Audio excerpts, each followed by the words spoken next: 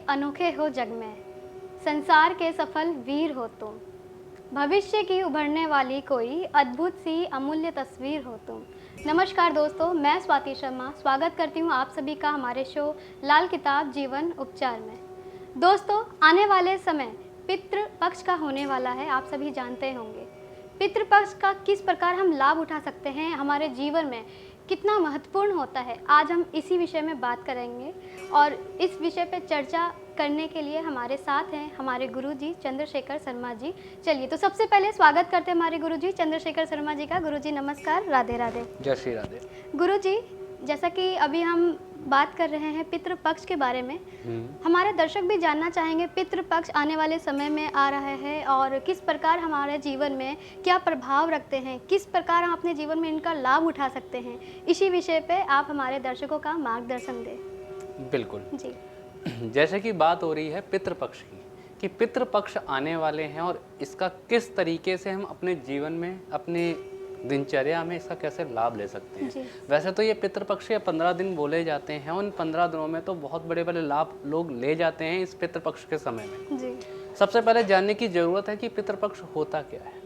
पितृपक्ष का जो भी लाभ जीवन में देखना है, ये बिना पितरों के बाद तो नहीं मिलने वाला। पितृपक्ष में सबसे बड़ी चीज है कि घर के जो हमारे पितर रहे हैं, जो हमारे बुजुर्ग रहे हैं, जो जा चुके हैं, उनकी जो चीज़ें हमारे अनुसार हमें आशीर्वाद देके गए हैं या उनकी कुछ इच्छाएं रह गई हैं, जिसकी वजह से अब उन इच्छाओं को पूरा करने का जिम्मेदारी सारी हमारे ऊपर आ जाती है। जी। तो अब उन जिम्मेदारियों को पूरा करने के लिए ये पितृपक्ष के 15 दिन बनाए गए। जी। कि आज के समय में भी माँ बाप अपने बच्चों की परवरिश कर रहे हैं और परवरिश करते करते कहते हैं कि व्यक्ति खुद, माँ बाप खुद अपनी इच्छाओं को दाब के अपने बच्चे की अच्छी परवरिश करता है कि हाँ, बच्चे को ये जरूरत है, इस चीज के लिए करवाइए। अपनी कुछ इच्छा है उसको दाब के, लेकिन बच्चे के लिए सारी सुख सुविधाएं मिले उसके लिए मेहनत करता है, उस चीज पे पूरा ध्यान देता है। तो जो जो इच्छाएं दाबी जाती हैं, ये पितृपक्ष में पूरी होती हैं।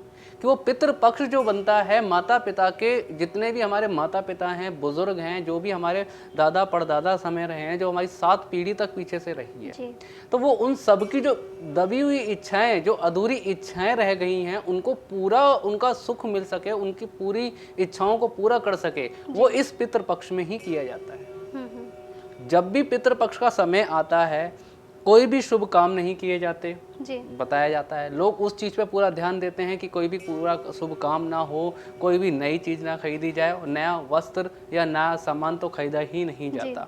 ये सारा समय आपके पितरों की पूजा का है, दान पुण्य का है, अपने पितरों को मनाने का है, पितरों की दी हुई जिम्मेदारियों को पूरा करने का है। जी। पितृपक्ष आज का नहीं है, ये हजारों साल पहले की विधान चलता हुआ आ रहा है। कि जब भी पितृपक्ष की बात होती थी, पुराने समय की अगर बात हो गई, जब भी पितृपक्ष की बात होती थी, तो अब भी यही बोला जाता था कि जो बुजुर्ग हैं, जो हमें पूरी जिम्मेदारियां सौंप के, हमें अच्छा जीवन सौंप के वो इस दुनिया से जा चुके हैं, तो कहीं ना कहीं अब हमारा कर्तव्य है कि हम अपने उसको अच्छे सुख और दुख में उनका साथ लें।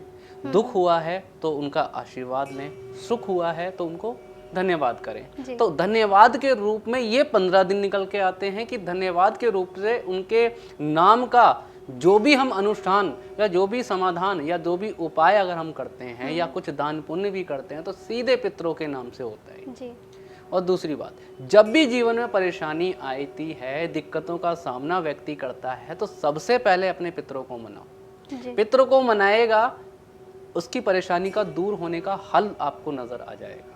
तो इन चीज़ों को समझ के चलो, इनका उपाय करो। पितरों का समय, पितृपक्ष का समय आपकी हर टेंशन को ख़त्म करने की एक बहुत बड़ी रास्ते की एक दिशा देके जाता है कि किस दिशा में चल के आप अपने आप को सफल कर सकते हो, किस तरीके से आप अपने आप को मजबूत बना सकते हो। तो ये पितृपक्ष है।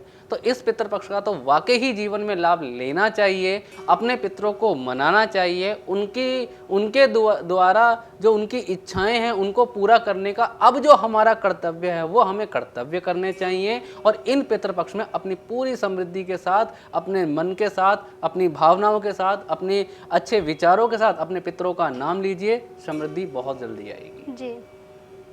जी, बिल्कुल गुरुजी। तो दर्शकों, यदि आप भी हमसे जुड़ना चाहते हैं, अपनी परेशानियाँ समाधान उपाय के माध्यम से करना चाहते हैं, तो बहुत आसान तरीका है। डायल करें हमारे नंबर पर। हमारा नंबर है 9958161354। हमारा दूसरा नंबर है 9999789285। आप यदि अपॉइंटमेंट लेकर गुरुजी से मिलना भी चाहते हैं तो इन नंबरों पर आप बुक भी करवा सकते हैं। यदि पितृ श्राद्ध इन सभी जानकारी के बाद अगर लगता है वाकई आप भी परेशान हैं और जल्द से जल्द समाधान करना चाहते हैं, तो लाल किताब जीवन उपचार की पत्रिका बनवाएं और एक एक उपाय आप उस पत्रिका के माध्यम से कर सकते हैं। गुरुजी, हम जानना चाहेंगे उन व्यक्तियों के बारे में जो लोग पितृपक्ष के बारे में नहीं जानते या पितरों के नाम पे कोई दान पुण्य नहीं करते, तो उनको इस प्रकार के पितृपक्ष से कैसे लाभ उठाया जा सकता है, कैसे अपने जीवन में इसे सदुपयोग किया जा सकता है, हमारे दर्शकों को ज़रूर बताएं। बिल्कुल जी। जिन लोगों को अपने पितरों के बारे में नहीं पता या उनके जीवन में कभी पितृ श्राद्ध हुए ही नहीं, हाँ जी, तो ये बात बिल्कुल भी नहीं है कि आपके घर में अगर पितृ श्राद्ध नहीं हुए या आपके घर में पितरों के बारे में कुछ सोचा ही नहीं गया तो आपके कोई पितृ नहीं बनते। क्योंकि बिना पितृ का कोई नहीं है। अपने बिना दादा परदादा के आप नहीं हो जी। और जरूरी नहीं कि आपके दादा परदादा रहे हैं उन्होंने अपनी सारी इच्छाओं को पूरा किया है। कुछ ना कुछ अपनी चीज़ों को समय पे दांव पे लगाकर कुछ ना कुछ अपनी जिम्मेदारियों को पूरा करके आपको समृद्ध बनाया है जी। तो जब पितृपक्ष आता है तो अब ये समय उन लोगों के लिए तो खास हो जाता है कि जिन लोगों को अपने पितरों के बारे में पता है, ये उनके लिए भी खास है जिनको अपने पितरों के बारे में नहीं पता है। सिंपल तौर पे सीधी सीधी बात है कि बिना बुजुर्गों का इंसान नहीं है और बुजुर्गों के ही दिन ये पितृपक्ष माने जाते हैं। इस समय में बहुत बड़े बड़े हवन यज्ञ पूजा पाठ लोग करवाते हैं, दान पुण्य लोग करवाते हैं, साथ ही साथ अनुष्ठान तक होते हैं।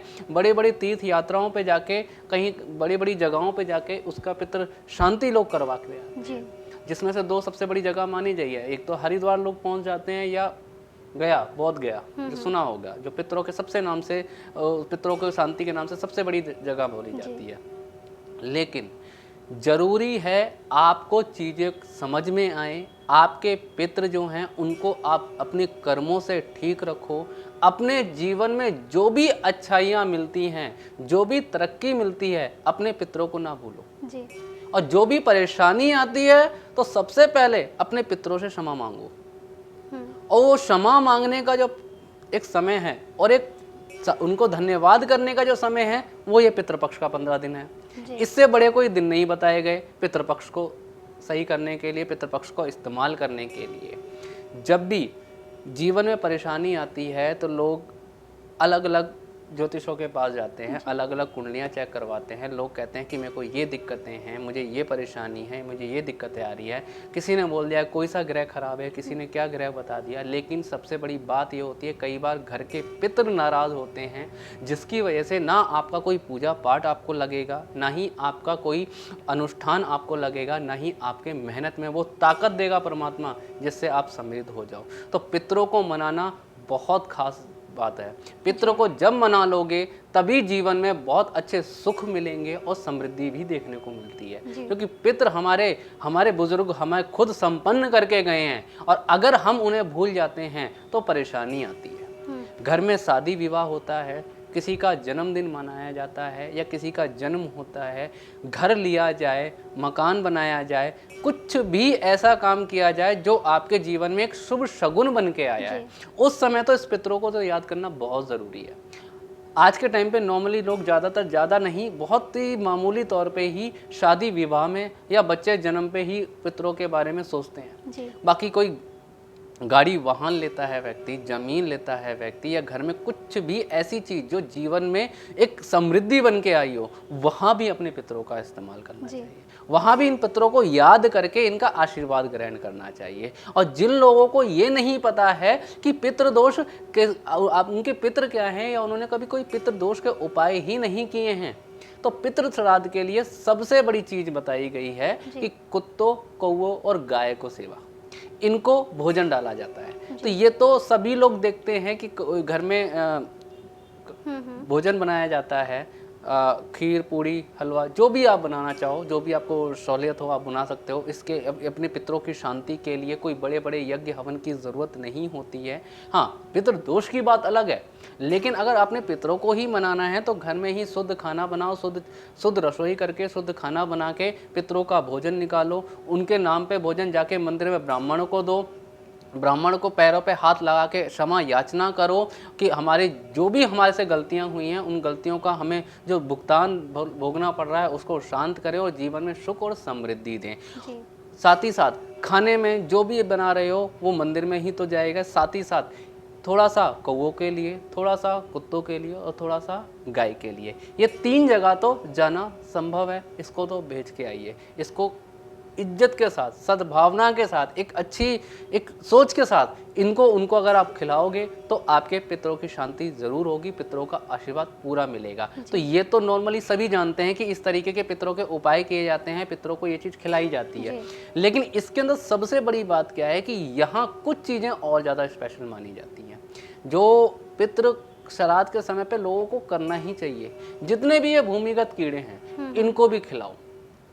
कुछ भी अपने घर में पका हुआ भोजन हो या पका हुआ भी भोजन ना हो, कुछ भी अगर एक छोटे से मटके में चीनी या गुड़ भर के भी अगर जमीन में दबा दिया जाए तो जितने भी भूमिगत कीड़े मकोड़े हैं उसे खाते हैं, तब भी आपको पितरों का आशीर्वाद मिल जाता है। तो इस चीज़ को करना ज़रूरी है। अगर पितर नहीं पता है कि मेरा घर में कुछ पितर भी बनते हैं, मैंने पितृपक्ष के बारे में किया नहीं, मुझे करना क्या चाहिए, तो कुत्तों को और गाय की सेवा करो और जमीन के भूमिगत कीड़ों को खाना दो।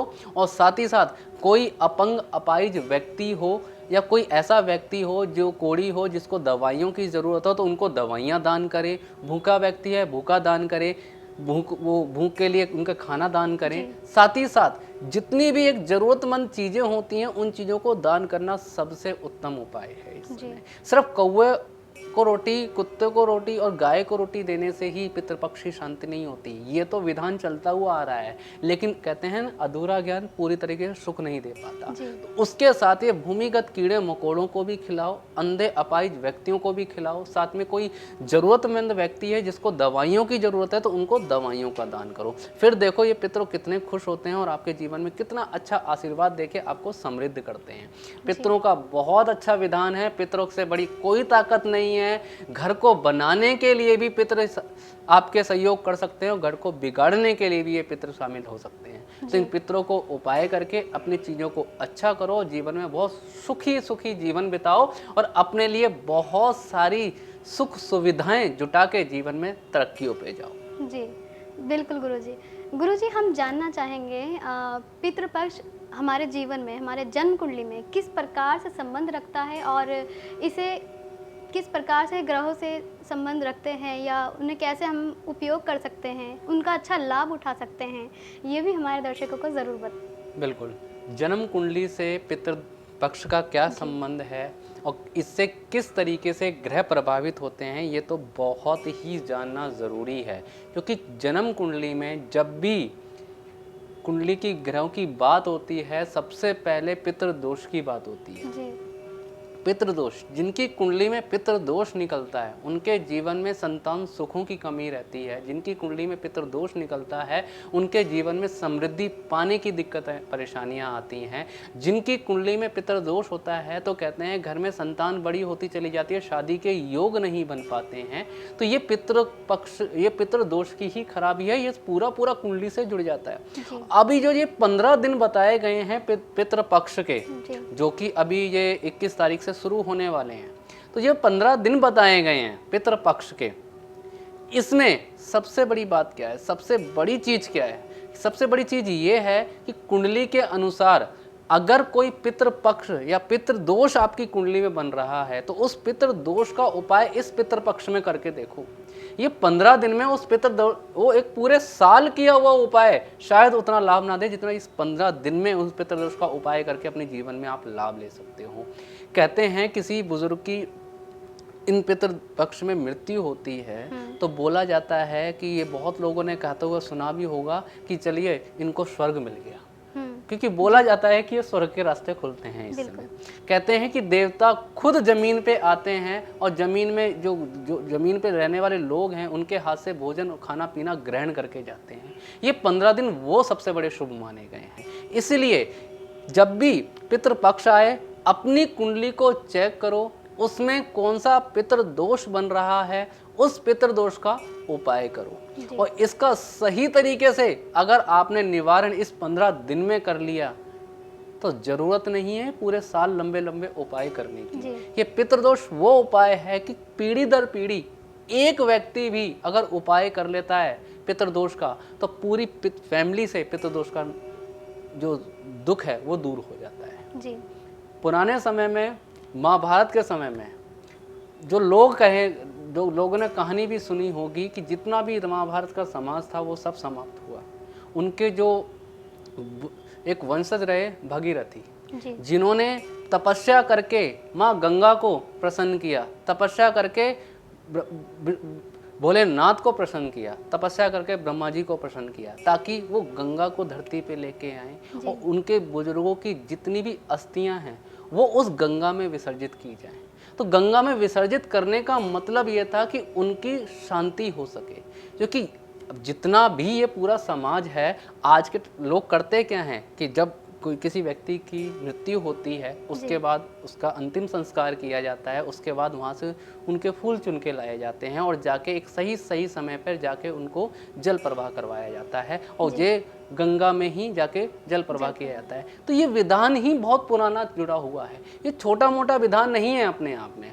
इस समय पे किए गए बहुत बड़े बड़े योग, बड़े बड़े सुख मिल जाते हैं अगर आपने इन पितृपक्ष का इलाज करके चले। और इन उपायों को अगर आपने किया तो ज़्यादा देर इंतजार करने की ज़रूरत नहीं है, क्योंकि उसके बाद नवरात्रे शुरू होते हैं, शुभ दिन माने जाते हैं जिसमें हर काम शुभ माना गया है। तो इस पितृपक्ष के 15 दिन में अपने उन उपायों को करो जो पितृ दोष से जुड़ा हुआ है, अपनी कुंडली से जो खराबियां दे रहा है। जैसे ही ये 15 दिन बीतेंगे, नवरात्रों की शुरुआत होगी, नवरात्रे खत्म होते होते शुभ खुशखबरी और शुभ शगुन आपके जीवन में आने भी लग जाएंगे। ये इतनी जल्दी आपके जीवन में सुख देने वाले ग्रह बन जाते हैं। तो इनको उपायों को करके जीवन में अच्छी चीज़ों पे जाओ और जो भी आपकी जिम्मेदारियां रही हैं उनको पूरा करो, अपने पितरों को मानो और अपनी कुंडली के वो पितृदोष जो बन के बैठे हैं उनके इलाज करके चलो, जीवन सुखी हो जाएगा।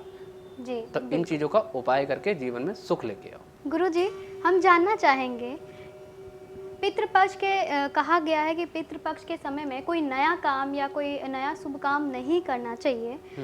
इस समय में लाल किताब के उपाय कितने उपयोगी और कितने महत्वपूर्ण हैं, हमारे दर्शकों को ज़रूर बताएं। बिल्कुल, जैसे कि बात हुई है पितृपक्ष में कि पितृपक्ष में कोई नया काम नहीं करना चाहिए या नई शुरुआत नहीं करनी चाहिए, ये कहा नहीं गया है। ये बात पूरी तरीके से सिद्ध है कि इस समय कोई भी नई चीज़ की शुरुआत नहीं की जा सकती, क्योंकि अगर यहाँ पर नई चीज़ की शुरुआत अगर आप करते हो तो उस चीज़ को शुभ नहीं माना जाता। पितृपक्ष का ये 15 दिन आपके पितरों के नमन का दिन होता है। पितृपक्ष में ये 15 दिन आपके पितरों की जितनी सेवा आप करना चाहते हो उन सेवा का दिन माना गया है। ये यहाँ कोई भी नया काम किया, नई चीज़ खरीदी जाए, नया कपड़ा लिया जाए, नया वाहन खरीदा जाए या नई प्रॉपर्टीज़ खरीदी जाए, तो ये सारी चीज़ें, सारी जो खरीदी हुई चीज़ें हैं ये सब पितरों के लिए चली जाती हैं। और पितृ वो बनते हैं जो दुनिया से जा चुके हैं, उन्हीं को ही पितृ कहा गया है। और ये पितृ ही घर के देवी देवता भी बन के आते हैं। तो जो भी घर में भी कोई पूजा या अनुष्ठान किया जाता है या हवन यज्ञ करवाते हैं, हम कथा भी करवा लें या कुछ भी करवा लें, तो जो भी कथा में सामग्री इस्तेमाल होती है तो उसके बाद उसको क्या होता है, उसका जल प्रवाह करवाया जाता है कि जाके सारी चीज़ों को जल प्रवाह करिए। उसी तरीके से कि ये समय भी पितृपक्ष का है, पितरों की पूजा का है, पितरों के दान पुण्यों का है। अगर यहाँ पर भी कोई भी चीज़ अगर आप खरीदते हो, इस्तेमाल करते हो, नई चीज़ें लेके आते हो, उसका इस्तेमाल करने लग जाते हो, तो पितृपक्ष के बाद वो चीज़ें शुद्ध नहीं रह जाती। उन चीज़ों का फिर आपके जीवन में कोई महत्व नहीं रह जाता। इसीलिए कहा गया है कि इस समय खास करके लोग कपड़ा तो बिल्कुल भी ना खरीदें और नया कपड़ा तो तन पे बिल्कुल भी धारण ना करके चलें। अगर तन पे कपड़ा धारण करते हैं तो कहीं ना कहीं ये पितरों का अपमान माना जाता है। तो ये नई चीज़ें को करने का विधान इसलिए मना किया गया है ग्रंथों के अंदर में। साथ ही साथ पितृपक्ष में जब भी हम उपाय करते हैं, चाहे वो किसी भी चीज़ का हो, खासकर पितृपक्ष में उन लोगों को तो उपाय ज़्यादातर करना ही चाहिए जो निरंतर समय से परेशानी में घूम रहे हैं जी। काफ़ी समय से बिजनेस कर रहे हैं, बिजनेस में तरक्की नहीं हो पा रही है, बिजनेस अच्छी स्थिति पे नहीं जा रहा है, घूम फिर के वहीं उसी स्थिति पे आ जाते हैं, बिजनेस में कोई बड़ी तरक्कियां नहीं देखने को मिलती। साथ ही साथ अगर नौकरी कर रहे हैं, नौकरी में प्रमोशन नहीं हो रहा है, घर में इनकम नहीं बढ़ रही है, क्योंकि प्रमोशन होगी तो इनकम बढ़ेगी, सभी तरीके से लाभ देखने को मिल जाता है। तो यहाँ पर यह बोला गया है कि जब भी जन्म कुंडली में किसी भी ग्रह का पितृदोष हुआ तो उस पितृ दोष का उपाय इस पितृ पक्ष में अगर कर लिया तो 4 गुना ज्यादा लाभ आप प्राप्त कर सकते हो। जी। सीधा सीधा संबंध आपके पितरों से जुड़ जाता है और पितृ दोष बनता ही है आपके पितरों की वजह से। पूरे साल आप उपाय करके देखिए और इन 15 दिन उपाय करके देखिए, 4 गुना ज्यादा इस 15 दिनों में किए गए उपायों का लाभ आपको देखने को मिल जाएगा, क्योंकि ये पितृपक्ष आता ही आपको परेशानियों से मुक्ति के लिए है। बस समझने की जरूरत है कि उपाय किस संदर्भ में और किस तरीके से किए जाएं। अगर कर लिए तो जीवन सुखी हो जाएगा। जी। ये बात बोली जाती है। लाल किताब के उपाय इस समय क्यों करने चाहिए उसका भी बहुत बड़ा नियम है। उसका नियम ये बताया गया है कि लाल किताब सीधे कर्म करवा के ग्रहों को ठीक करवाती है। तो लाल किताब में सारे कर्म हैं और कर्मों से ही ग्रह ठीक होते हैं और पितृपक्ष में जितना भी काम किया जाता है ये सब कर्मों का ही किया जाता है। कि जब कर्म अगर आप कर रहे हो तो उस कर्म का फल अच्छा होता है। बोलते हैं कि बुजुर्गों के कर्म बच्चों को भुगतने पड़ते हैं और बच्चों के कर्म बुजुर्गों को ताड़ते हैं। तो ये चीज मानी जाती है। घर में आए दिन परेशानी ये पितरों की वजह से होती है। घर में कलेश, लड़ाई झगड़ों के माहौल ये भी पितरों की परेशानी की वजह से होता है। घर में पैसों की बरकत ना होना, उम्र बढ़ती चली जाना, बच्चों की शादी विवाह के योग ना जुड़ना या शादी के बाद विवाह का संबंध टूट जाना, ये भी पितृदोष की कमी के कारण माना गया है। तो ये कुंडली में उस ग्रह को भी देखना जरूरी है कि किस ग्रह के उपाय इस समय पे किए जाएं और पितृपक्ष में उसका उपाय जितना आप करोगे उतना ही लाभ आपको देखने को मिल जाता है। तो इस समय तो खास तौर पे इन चीजों का उपाय करके चलो और पितृपक्ष के 15 दिन का एक भी दिन खाली ना जाने दो। इनका उपाय जरूर करो और सभी तरीके से जीवन खुशहाल ही नजर आएगा। और खासकर उन लोगों के लिए तो आज सबसे बड़ी चीज मैं बताने जा रहा हूँ कि जिनको अपना पितरों के बारे में पता नहीं है, कुछ जाने अनजाने में उनको यही नहीं पता कि पितृपक्ष हमारे घर में कैसे होते हैं, क्या हमें करना चाहिए, तो उनके लिए तो ये 15 दिन कुछ ना करे, कोई पूजा पाठ करने की जरूरत नहीं है, हवन यज्ञ करने की जरूरत नहीं है। अगर इच्छा है तो वो भी कर सकते हो, अगर नहीं करना है तो आप करो सिर्फ कुत्तों की, कौओं की और गाय, इनकी सेवा करो। गायों को कुछ ना कुछ खाने को देते रहो, कुत्तों को कुछ ना कुछ खाने को देते रहो, कौओं को कुछ ना कुछ खाने को डालते रहो, मछलियों को खाने को डालो, जमीन के भूमिगत जो कीड़े मकोड़े हैं उनको खाने के लिए देते रहो। आपके पितर वैसे ही सुखी हो जाएंगे। जो कि बोला गया है कि जानवरों की सेवा से हमारे अच्छे कर्म माने जाते हैं। जीव जंतुओं की सेवा से कुंडली में शनि अच्छा होता है और शनि कुंडली में मोक्ष कारक बोला जाता है। शनि कुंडलियों में कर्म का देवता माना जाता है और कर्मों से ही जीवन खुशहाल होता है, कर्मों से ही जीवन बर्बाद भी होता है। तो ये कर्मों का टाइम है। इस समय में कर्म करके अपने जीवन के सभी लाभों को प्राप्त किया जा सकता है। तो पितृपक्ष के समय में एक दिन भी जाया करने की जरूरत नहीं है। इस समय में एक एक किया गया उपाय जीवन को शुद्ध बना देगा। इस समय किया गया एक एक समाधान जीवन को पवित्र करके मानेगा। कहता है ये 15 दिन आपके जीवन में एक सोने के दिन माने गए हैं कि सोने जैसा चांस, सोने जैसा अवसर आपके जीवन में है। इस अवसर का लाभ उठाओ। सालों साल जो उपाय करके आपने नहीं फायदा लिया होगा या सालों साल आपने पूजा पाठ करके जो फायदा नहीं लिए होंगे, वो इस समय की गई पूजा पाठ और उपाय आपको पूरी तरीके से फलित हो जाएगा। तो एक तो यह चीज सबसे बड़ी बात, ये तो करना ही करना चाहिए। तो इन पितृपक्षों को बिल्कुल भी इग्नोर करके मत चलो। ये जीवन को खुशहाल बनाने के लिए आते हैं, पितरों का आशीर्वाद मिलने के लिए आता है।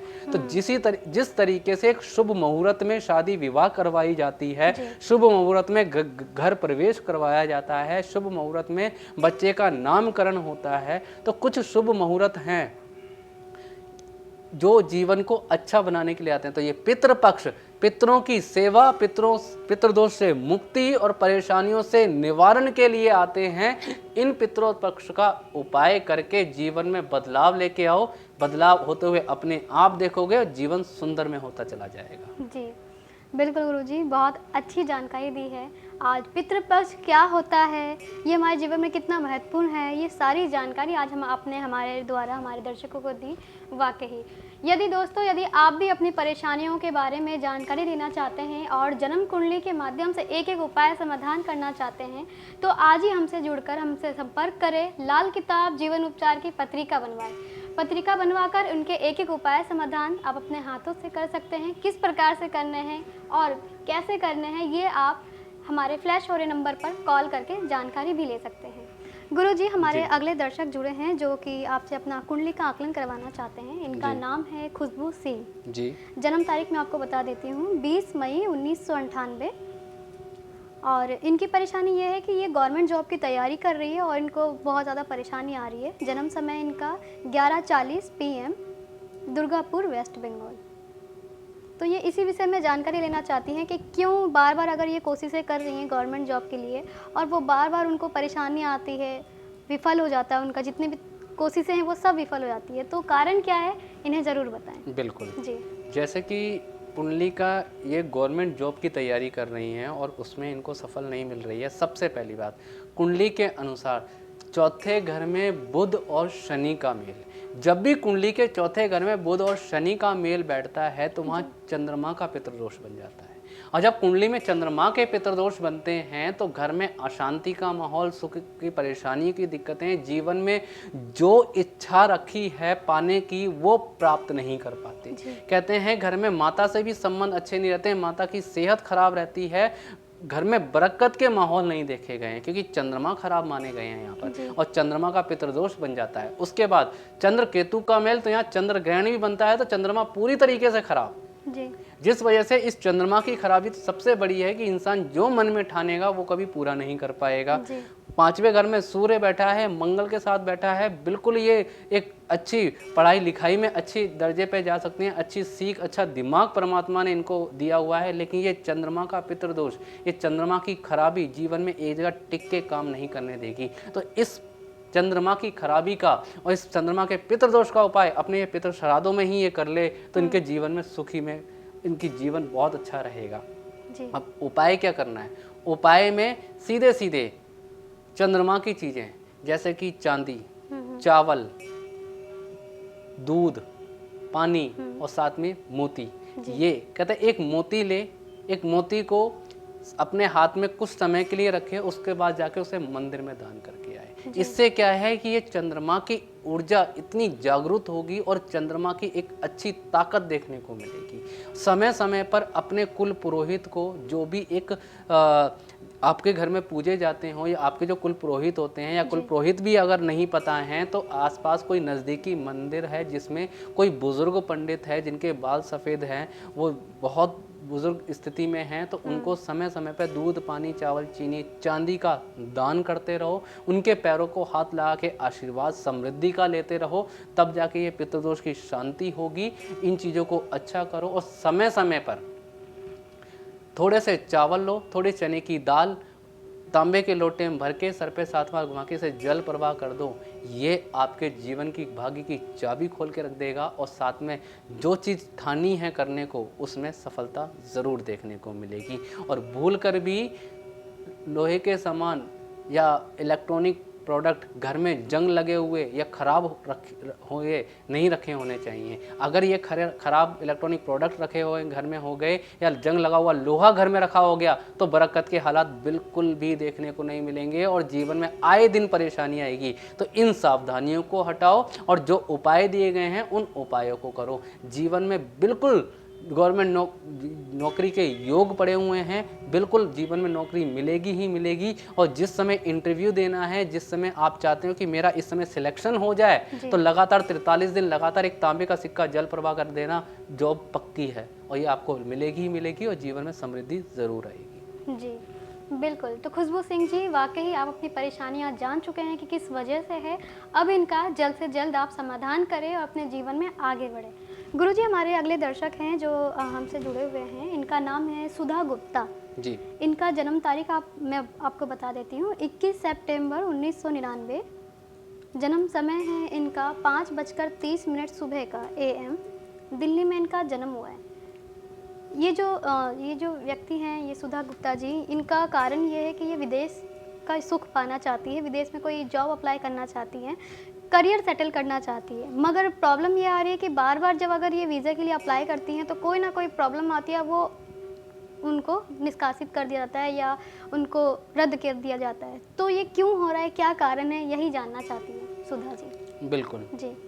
जन्म कुंडली में जब भी शुक्र का संबंध राहु से जुड़ जाए जी। या बृहस्पति का संबंध कुंडली में नीच ग्रहों के साथ आ जाए तो अब यहाँ पर सुखों की कमी आना स्वाभाविक है, और बृहस्पति देता ही है विदेश की यात्राएं। अब विदेश की यात्राएं बृहस्पति बैठा है और नीच का शनि बृहस्पति के साथ बैठा है, वो भी विदेश यात्रा वाले घर में, तो यहाँ यात्रा तो करने ही नहीं देगा। सबसे पहले इस नीच के शनि का इलाज करके चलो। साथ में शुक्र राहु का मेल ये निजी लाइफ को भी खराब करता है, मेरी लाइफ की दिक्कत परेशानी देता है, पति पत्नी के संबंध अच्छे नहीं रहते हैं, साथ में लड़ाई झगड़ों के माहौल देके घर की सुख शांति को ही भंग करके रखता है।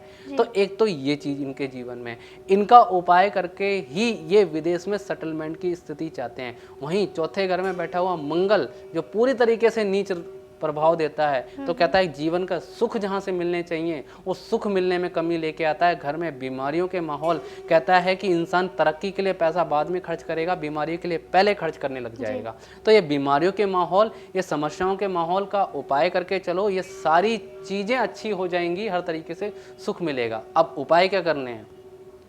43 दिन लगातार 2 मुट्ठी साबुत उड़द जो काले रंग की शनिदेव पे चढ़ती है, 2 मुट्ठी काले उड़द में सरसों का तेल लगाकर काले कपड़े में बांध के सर पे 7 बार घुमा के उसे जल प्रवाह करो, तब जाके इस नीच के शनि का फल शांत होगा और आपको विदेश यात्रा के योग देखने को मिलेंगे। और उसके बाद जब ये उपाय हो जाए, ठीक उसके अगले ही 12 दिन लगातार 12 कपूर की टिक्की इसे मंदिर में रख के आओ। इससे शुक्र की प्रबलता बनी रहेगी, शुक्र मजबूत होगा, सुख के रास्ते खुल जाएंगे। 4 शहद की मटकी 4 दिन लगातार इसे जमीन में दबाओ।